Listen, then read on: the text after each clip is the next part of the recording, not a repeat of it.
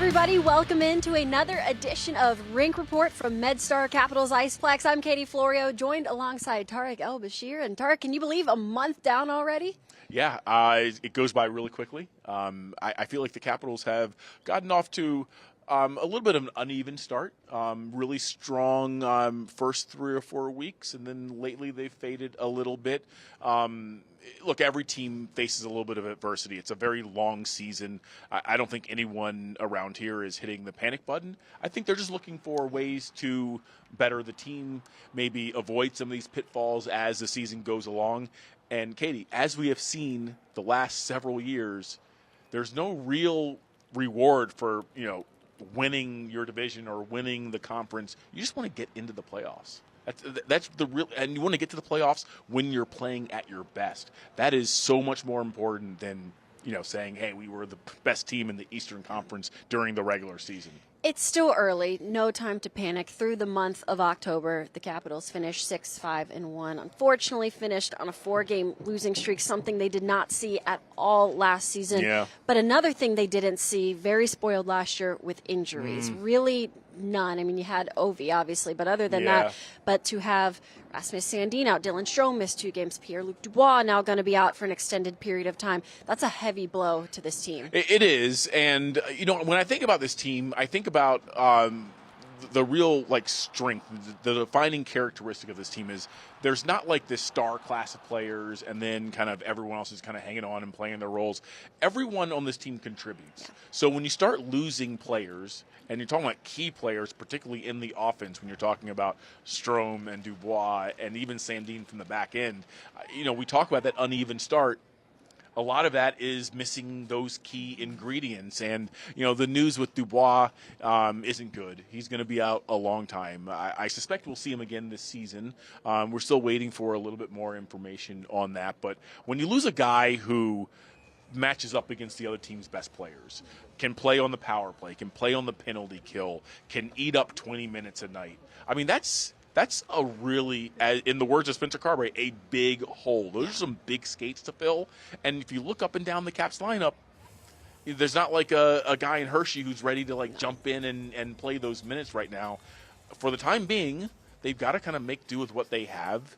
I got to imagine Chris Patrick is using his text message and phones. He's reaching out to people and see what he might be able to acquire on the trade market. But we're not at the trade deadline yet. So anything you go out and get right now, Katie, is going to cost you a prospect, a first-round pick. You're going to overpay right now. So something tells me the Caps are going to have to bite the bullet and try to muddle their way through the best they can for right now, and then see where they stand, let's say 4 or 5 weeks from now.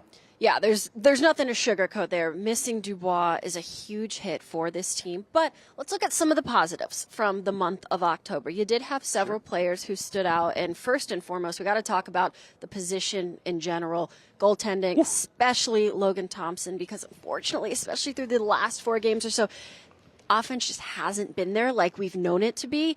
But even on some of his losses, LT has kept this team in games, and his numbers all at the top of the NHL once again. Yeah, I mean, LT is my first star of the first month, and I think he would be for just about anybody. You look at his numbers through those first 4 weeks, outstanding. It's reminiscent of the way he played the first half of last year, where he was a difference maker every single night. Oh, you can only get 2 goals tonight? It's all right. LT's only going to allow 1. He is that good. Looking at the numbers here, he is first in goals against average, first in save percentage, quality starts. His first 8 starts, all quality starts. That's also first. Slot save percentage, top 5. Goals saved above expected. Those are the saves that are really, really difficult. Again, top 5. When your goalie in this game, in hockey, I mean, I always joke about this. There are times where you shouldn't call it hockey, just call it goalie, because it plays such an outsized role in determining how good your team is going to be. He has just been outstanding, and the silver lining to, like I said, kind of an up and down start to the year. A 5-3 record, but when you look at it through the first month of the season, the month of October, he did not give up more than 2 goals in any of his starts. He's ridiculous. If you say hypothetically, I'm only giving up 2, can you score more than that? you should have, Yeah. So again, not a ton of offensive help in front of him and Charlie Lindgren either, but nonetheless a really, really good start to the season for Logan Thompson. And on the lines of that offense, one guy that has done his part, as we always see, a leader on and off the ice, I would give second star of the month to Tom Wilson, Oh, yeah. leading the team in points with 13 and goals as well. And hits. Well, once again, I was going to say it's his hits, it's his physicality, the way he sets the tone. Even in games the Capitals had no business coming back in, he was the first one to set the tone with something other than scoring. Yeah, and we talk about his leadership. I mean, look, none of us want to think about a day when Alex Ovechkin isn't here, but that's coming. And when he's gone, Tom Wilson's going to be the captain of this team. And No doubt. He is being groomed for that role. You can see him embracing that role. He's the kind of guy, the way Ovi still is, but the way Ovi was, in his prime, when a game needs a jolt, it needs someone to make a big hit or to score a goal to kind of get everyone back in it. He is that guy right now. He is off to an incredible start. I asked SportLogic, which is the analytics company that we work with, to kind of do a deep dive on Tom for me. And top 20 in dump-in recoveries, top 20 in deflections on net, top 20 in forecheck offensive chances. So, he's not only scoring the most goals and having the most points and the most penalty minutes, and he's always in the middle of everything. He's doing the little things, the little things that help your team win and kind of, help you find success. And he's been outstanding, and 30 years old, and he's still getting better. It's incredible. And quick sidebar on him, and I hope we can show the graphic too. He did this last year as well in the Dallas game. He, of course, takes a penalty, and he didn't like it. Yeah. And how animated he is, imitating the Stars with their dives and things like that. Did the same thing, the crybaby face last year. Just his personality, his heart and soul is poured into the game, and he can't hide anything on his face. And my favorite thing about Tom is he still has that boyish kind of charm and that youthful exuberance, but he's also found a way to harness that energy. There were I mean, I've covered this team for 20 plus years. I mean, there was times early on where every game you were like, uh-oh, this is getting a little hairy. Uh-oh, Tom's on the ice. What's going to happen here? And now he knows where that line is, and he won't cross it. And that is where I feel like, from a personal growth standpoint, he's made the biggest adjustment. Is he knows how to be physical and to be rough and when to get under the skin of his opponents, but how not to take penalties and put his team in a tough spot. And that's something you just learn as the years go on and you mature. And maybe, he can teach some of the younger, Ryan Leonard, guys like this team who are coming up, and same thing, you can see the frustration sometimes. Learn when to channel it. If I'm Ryan Leonard, that's all I'm watching. I'm not watching the team. I'm just watching 43. I would have said 77. TJ Oshie was probably the best comparison, but Ryan Leonard, he's not going to be 6'4" and 230 pounds, but he can learn so much about how he is expected to play in the NHL from the way Tom Wilson does. Just kind of being a little bit of an agitator, a little bit of a stuff disturber, just kind of getting under the skin of opponents, being physical when necessary, and scoring those goals from in tight. I mean, I hope Leno is really taking notes and going to school on Tom. Well, a great person to learn from. We could talk about Tom Wilson all day, but we have to get to our third star of the month, who is Alexei Protas. 5 goals, 10 points on the year. Another guy where I think he's had a solid start to the season. Absolutely. He is one where you could maybe say he has had some unlucky puck luck. He's hit a lot of posts. The shots have been there, but he's not a guy that I worry about on this team. No, not at all. He's off to exactly the type of start we would have expected given the season he had last year. I still think 40 goals is in his near-term future, whether it's this year or next year. At some point, he is going to be a 40-goal scorer in this league. The thing that really jumps out to me, Katie, is playtime for him. He used to be like a 15, 16-minute guy. He's out there 18 and a half, 19 minutes a night. We talked to him a little bit about that, and it's funny. He brought up some interesting points, and he said he's got to manage his shift length a little bit more. Mm-hmm. He's got to work on his recovery a little bit more because, even though you're only playing 2.5, 3 minutes more a game, that's a lot of stress and strain on your body. And it does add up. It's cumulative. And so you got to make sure you're getting your rest and you're rolling things out and you're spending time in the training room so that you can play those 18, 19 minutes at a high level. And spoiler alert, at some point in Alexei's near-term future, maybe next year or the year after, he's going to be playing 20, 21 minutes. Yeah. It's going to keep going up. And it's things like that where, the average fan can look at the stats, you can see his goals, you can see his points, but it's the little things like that that are also making him a better player with every year. Again, I had Sportlogic look up some numbers on Tom. I had them look up some numbers on Protus.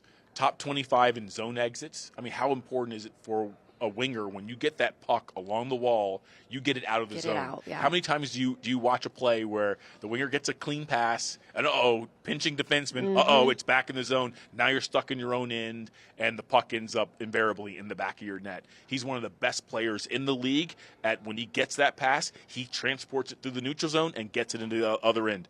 Offensive zone puck battle wins. He's also top 25 in that. That means he's a dog on the bone in the offensive end. When those pucks are 50-50, he uses that big frame and that really long stick as leverage, and he wins those battles. That is so important. And finally, he's also top 25 in dump-in recoveries. So when he does get into the offensive end and John Carlson or whoever rims the puck, he's able to go in and get that off the wall. That's such a hard skill. I mean, when that puck I in my role being along the glass, I get to see how hard and how fast things happen down there. Those are almost slap shots that are being rimmed around, and the amount of touch that a player has to have, forehand or backhand, to put your blade or even your skate against the wall and get that puck off and not have it just explode off your stick or your skate and end up, going the other way. The amount of touch it takes is it's so hard to explain, but he's one of the best in the world at that. So, man, he's a good player. He's only going to get better. Good player, only going to get better. There is so much room for him to continue to grow with this team, and we had the chance to sit down with him earlier this week. We're now pleased to welcome in Alexei Protus. Alexei, thanks so much for joining Rink Report today. Talking big picture, the month of October, start to season for you all. Just scored your first goal in 6 games. I know that maybe had to be a sigh of relief, but overall, what has been your assessment of this team and the start to the season? I feel like overall we had a good start to the year, dropped a little bit last couple of games, not the streak we wanted to have, but I think we'll get back to it. I feel like overall we're playing good, just couldn't find offense a little bit, and individually also so much work to do, so many areas to clean up, but overall I'm feeling pretty good. Alexei, when you talk about the offense kind of falling off after the first 8 games, you've had some key injuries, too. Dylan Strome missed a couple of games. Pierre-Luc Dubois has been out a couple of times now. Rasmus Sandin from the back end. How much has that impacted the goals per game going down? Yeah, obviously it's impacts the chemistry for sure. And those guys are key pieces of our team, and Duby and Stromer centerman, which is pretty key positions, and losing these guys for sure it's tough. But at the same time everyone gotta step up, and do something more. It's injury is a part of the game, obviously, so we gotta be ready for that, and everyone gotta take more responsibilities and get his game to another level. Yep. Despite some of the losses, Carberry has spoken in post-game media saying he's liked the process. Dallas was one of those prime examples. I think you had 6 shots on goal that game. Maybe 2, just a little bit of puck luck or unluckiness, you could say. A lot of post-hit, things like that. Your game specifically, what are you still liking out of it? How do you feel? And maybe it's just, just haven't found the back of the net as much as you would have liked.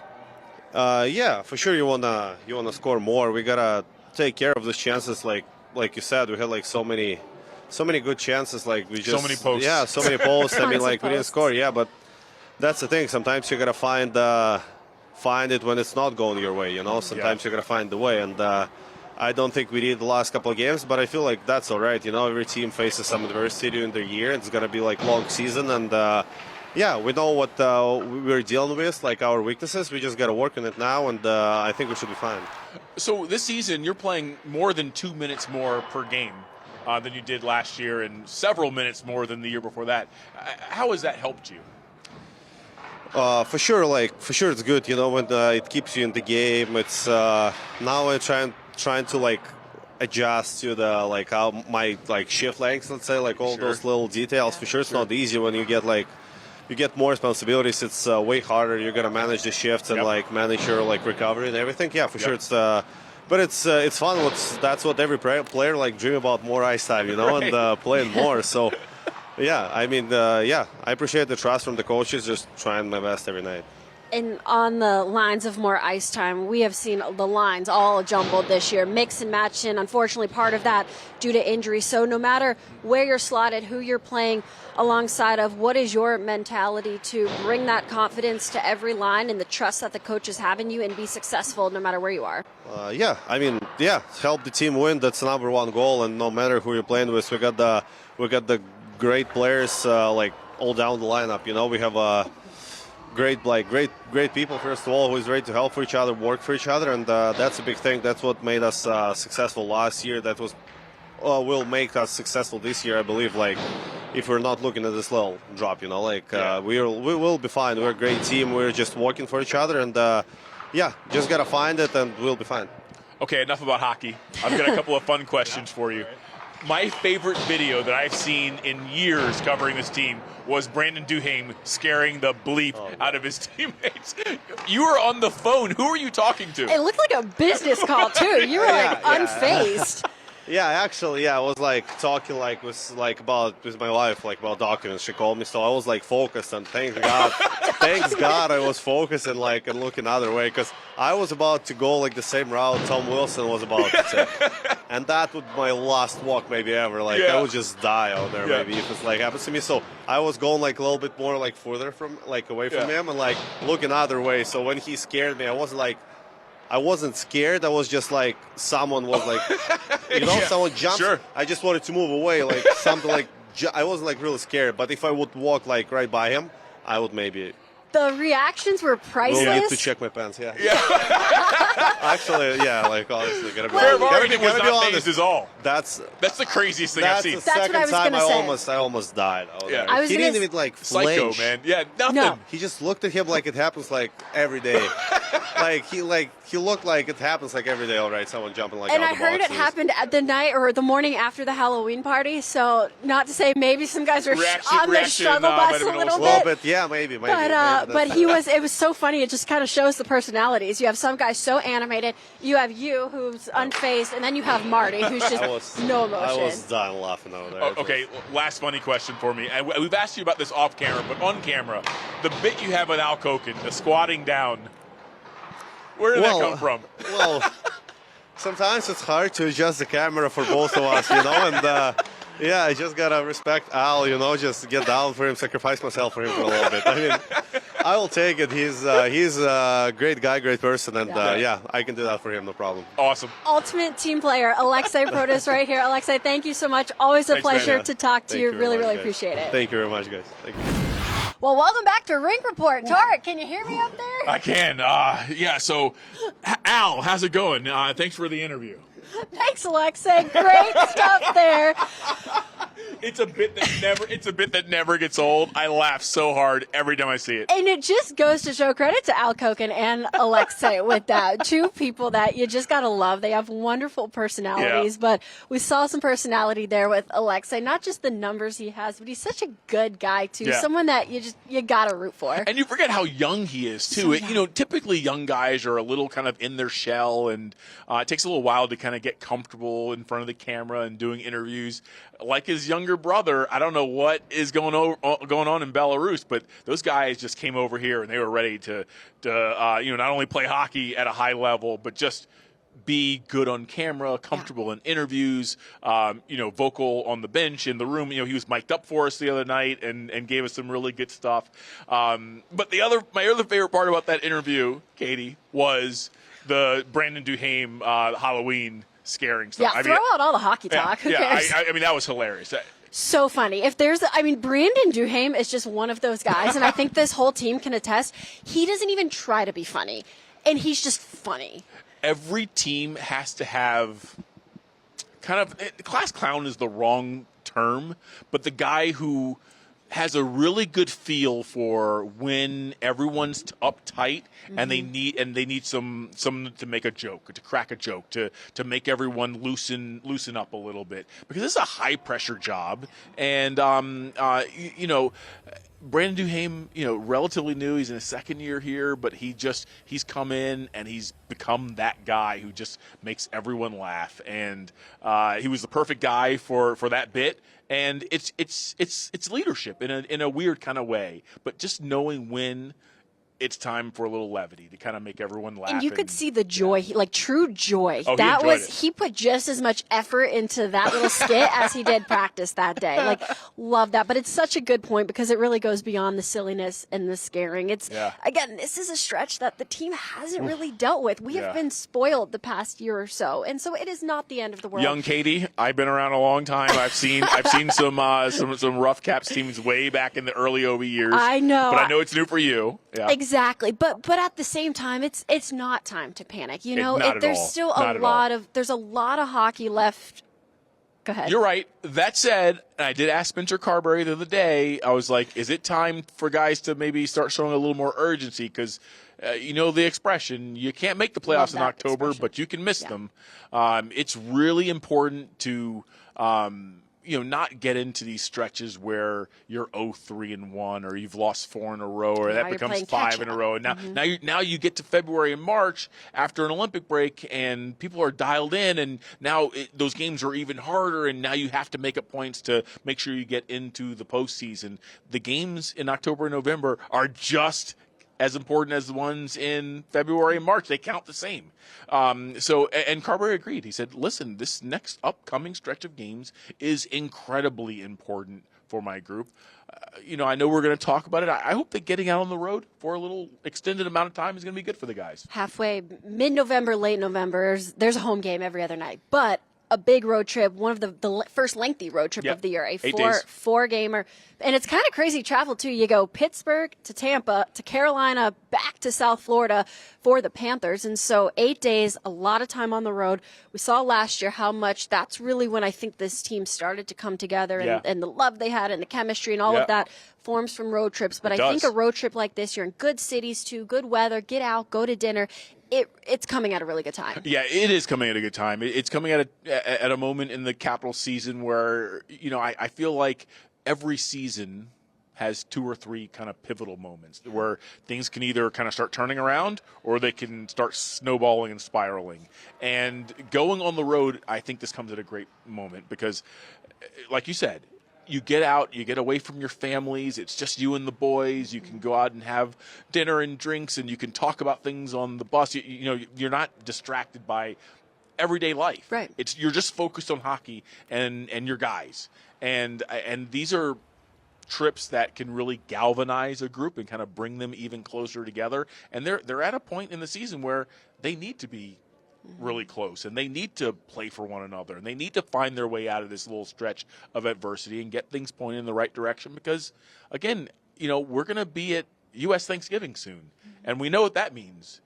If you're in the playoffs at US Thanksgiving, you're going to be in the playoffs. If you're not in the playoffs at US Thanksgiving, it's going to be really hard. Very hard. It doesn't mean you're out, but it's really hard. So these next 3 weeks, I think are going to be a moment where at the end of the year, we're going to go back and go, remember that road trip where things weren't that great when they started, but they did really well on that road trip? That's where things turned around. And even looking at the opponents, Pittsburgh, prime example. You're facing them. It's weird that the road trip kind of starts on the second game of a back-to-back. You have St. Louis Wednesday right into Pittsburgh, but a team where maybe last year you could have grazed by, and look at them this year. I don't know if it's going to last for the Penguins all season, but they're off to a hot start. Yeah, small sample size, but you're right. I think the entire league is looking at the Penguins and going, what just happened? Yeah. It's largely the same team, and guess what? That guy, 87, he's looking like an MVP candidate once again. So, I mean, I would think the last couple of years you looked at the Penguins and said, yeah, there's a rivalry there. We don't like those guys. We should win this game.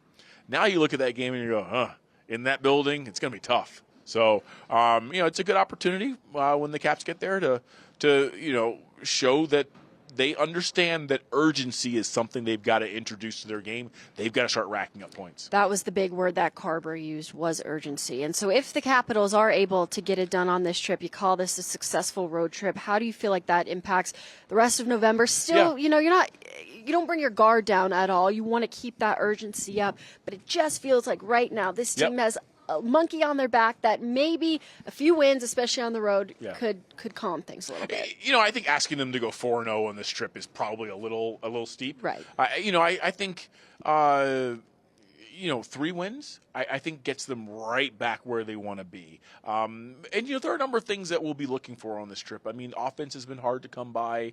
If you dig into the analytics, there's some process things that don't look great. That said, if you were to ask Coach Carberry, he has to be careful with what he says at the podium, but the injuries really hurt. I mean, at times during that little downturn, they were missing their number 1 center and their number 2 center and their number 3 defense. I mean, that's a lot to be missing. Yeah. Again, as we talked about at the beginning of the show, when the delta between your top guys and your bottom guys isn't that big, like everyone contributes on this team. So, offense, they've got to get that squared away, and special teams. I mean, I'll be watching special teams in November. They've got to get more consistent on the power play and especially on the penalty kill. They've been good at both of those the last year plus, and right now they're towards the bottom third, and it just hasn't been good enough. Some of that again is injuries, but no one in this league is going to feel sorry for you. No. Everyone. I mean, Carolina's got injuries. Everyone's got injuries. Everyone deals with it at some point. No one is looking at the Caps going, "Oh, let's take it easy on them tonight. They're missing Pierre-Luc Dubois." They don't care. Like, that's an opportunity to go get 2 points. So, offense, special teams, and hopefully the goaltending stays at such a high level, and their 5-on-5 play has been pretty good. Yeah. So I expect big things from November, and hopefully they can get things pointed in the right direction in the rest of the season.